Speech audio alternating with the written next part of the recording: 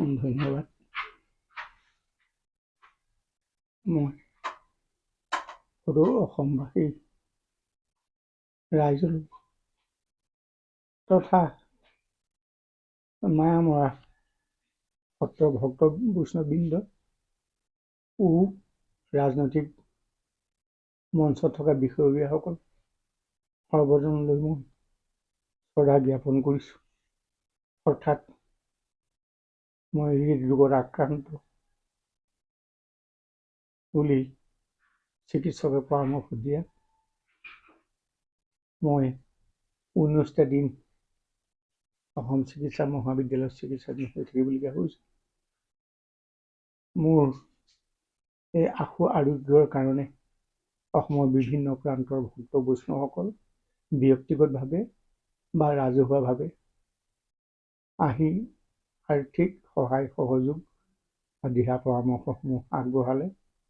লগতে আমাৰ ৰাজনৈতিক নেতা হিচাপে লাভাল বিধানসভা সমষ্টিৰ মাননীয় বিধায়ক, চাবুৱা বিধানসভা সমষ্টিৰ মাননীয় বিধায়ক আৰু আমাৰ ডিব্ৰুগড় জিলাৰ সাংসদ মাননীয় ৰামেশ্বৰ তেলীদেৱ আৰু অসম পৰ্যটক বিভাগৰ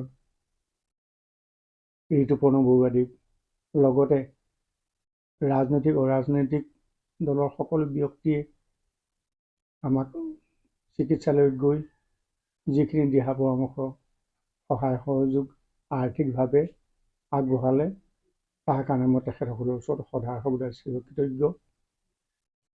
আমাৰ আশু আৰোগ্যৰ কাৰণে তেখেতসকলে যিখিনি কষ্ট স্বীকাৰ কৰি আমাক অন্তত কৃতাৰ্থ কৰিলে, আমি পৰিয়ালবৰ্গৰ হৈ